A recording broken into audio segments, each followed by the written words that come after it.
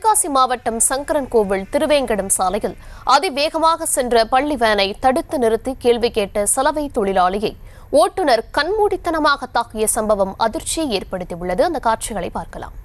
விவரங்களை தர இருக்கிறார் செய்தியாளர் கிருஷ்ணகுமார். விவரங்களை வழங்கலாம்.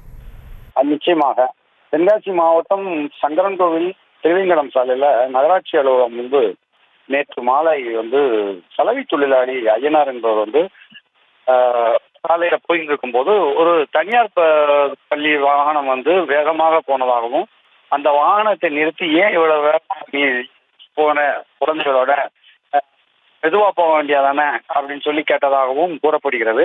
இது சலவை தொழிலாளி ஐயனார் நல்ல குடிபோதையில் இருந்திருக்கிறாரு.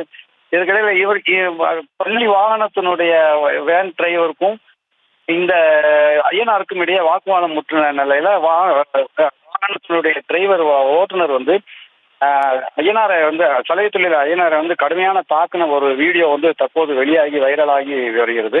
மேலும் அவர் தங்கமயில் அரசு மருத்துவமனையில சிகிச்சைக்காக வந்தபோது சிகிச்சை அளிக்கிறதுக்கு அங்க சரியான முறையில சிகிச்சை அளிக்கப்படவில்லை என குற்றச்சாட்டு போயிருந்தாரு.